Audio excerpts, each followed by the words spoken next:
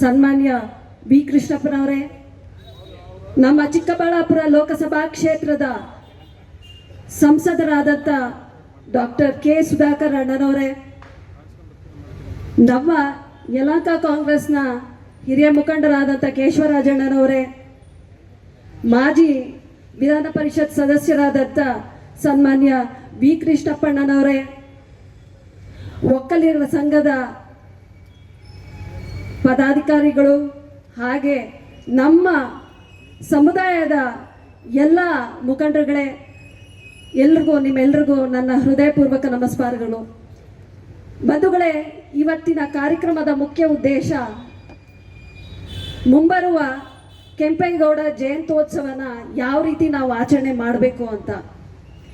ಭಾಳಷ್ಟು ಜನ ಬರೋರಿದ್ದಾರೆ, ಭಾಳಷ್ಟು ಜನ ಅಲ್ಲಿ ರಸ್ತೆ ಮಧ್ಯದಲ್ಲಿ ನಿಂತು ಕಾರ್ಯಕ್ರಮನ ವೀಕ್ಷಣೆ ಮಾಡ್ತಾ ಇದ್ದಾರೆ. ಎಷ್ಟೋ ಜನಕ್ಕೆ ಇವತ್ತು ಈ ಕಾರ್ಯಕ್ರಮಕ್ಕೆ ಹೋಗ್ಕೂಡ್ದು ಅಂತ ಹೇಳ್ಬಿಟ್ಟು ಬೆದರಿಕೆ ಕರೆಗಳು ಹೋಗಿದ್ದಾವೆ.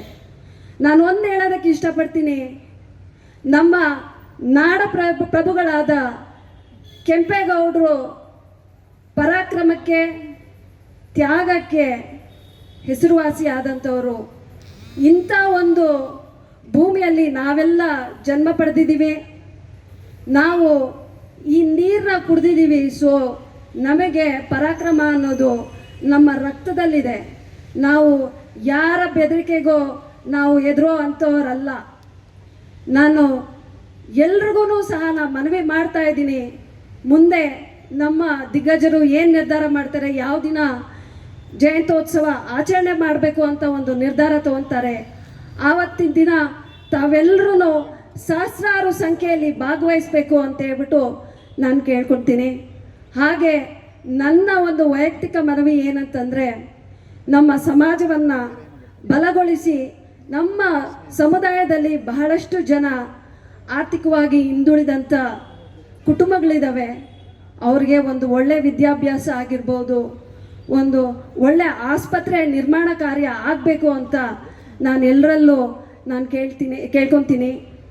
ಹಾಗೆ ಈ ಒಂದು ಕಾರ್ಯಕ್ರಮನ ಇಷ್ಟು ಯಶಸ್ವಿಯಾಗಿ ಪಕ್ಷಾತೀತವಾಗಿ ನಡೆಸ್ಕೊಟ್ಟಂಥ ನಿಮ್ಮೆಲ್ಲರಿಗೂ ಒಂದ್ಸತ ನನ್ನ ಎರಡು ಮಾತನ್ನು ಮುಗಿಸ್ತೇನೆ. ಜೈ ಹಿಂದ್, ಜೈ ಕರ್ನಾಟಕ ಮಾತೆ.